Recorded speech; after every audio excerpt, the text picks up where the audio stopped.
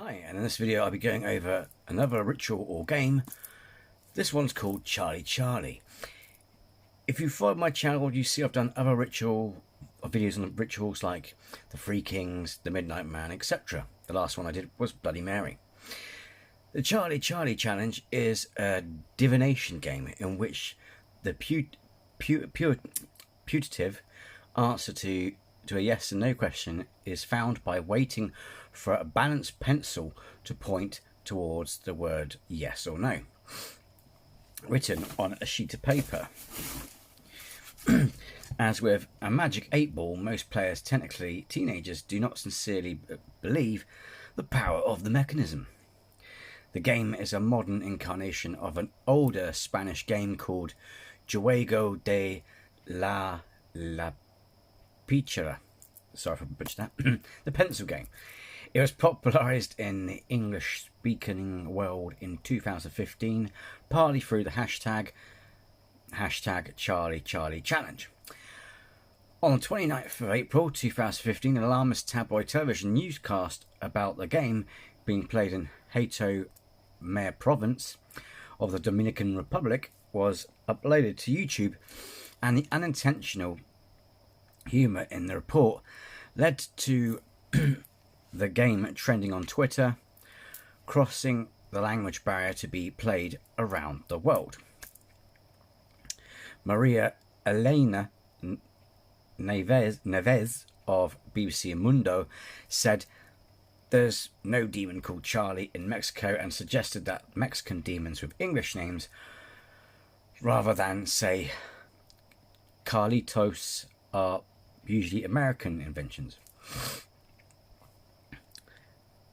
Urban legend expert David Emery says that some versions of the game have copied the ghost story La Llorona, popular in Mexico, Central America and north of South America. But the pencil game is not a Mexican tradition. Joseph Laycock, a professor of religious studies at Texas State University, argued that while Charlie Charlie is most often described as Mexican ghost, it appears that the Christian critics reframed the game as satanic almost immediately, due to their desire to claim a monopoly on wholesome encounters with the supernatural. How to play.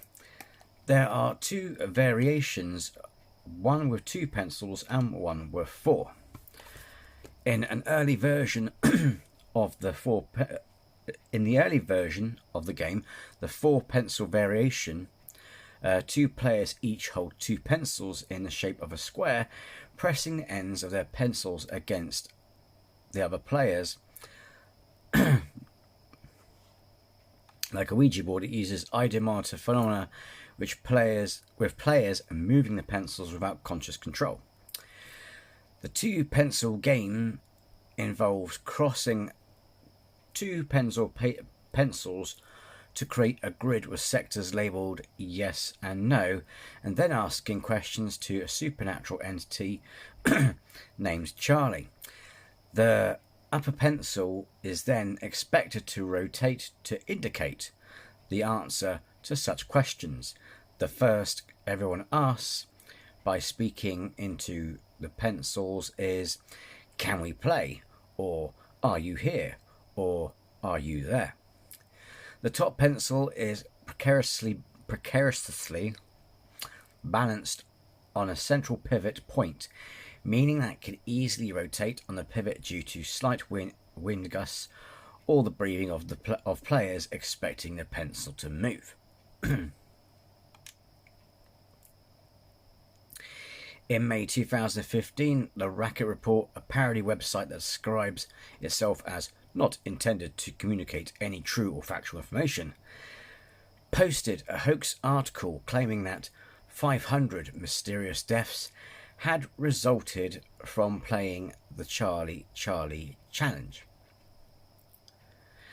The Fuji Sun reported claims made by the satire website as news. In June, the Fujian Ministry of Education banned the game, and 3 Fijian Fijian teachers in Torvar were taken to a police station for questioning over allegations they forced their students to play it before being cleared of all charges.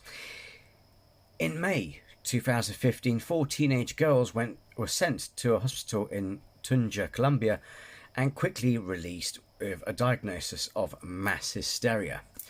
Kate Nibbs writes that once the paranormal fad went viral, it didn't take long for Christian fearmongers to warn against calling on the nefarious spirit world.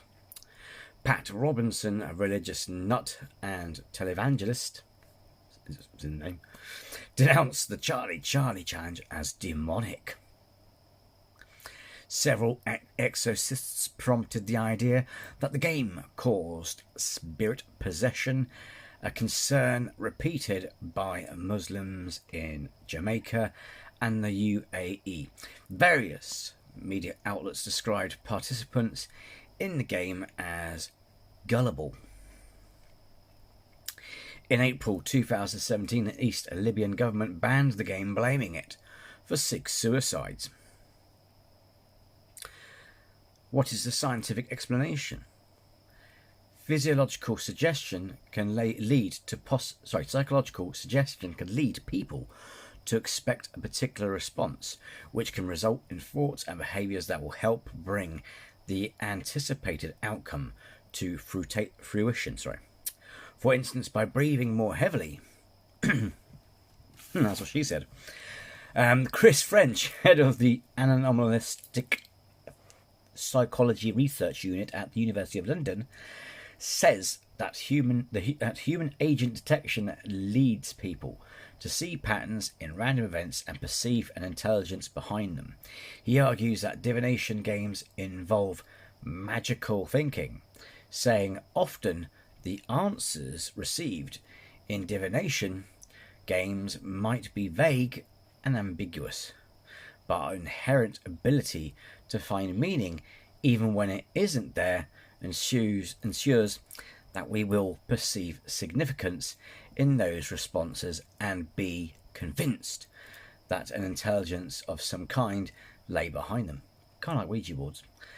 Kate Nibbs, writing in Gizmodo, described the game as a Vine-ready pastiche of quiche occultism.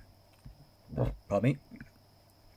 That has the familiar pull of pareidolia, where people interpret patterns as having a meaning.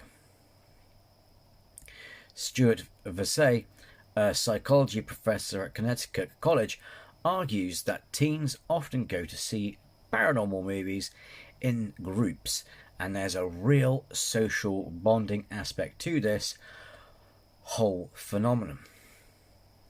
And it's almost a developmental passage for some kids to deal with things that are scary. Donald Saucer, a psychology professor at the Kansas State University, argues that the teenagers go through a period where social influence is very strong and they are more prone to superstition.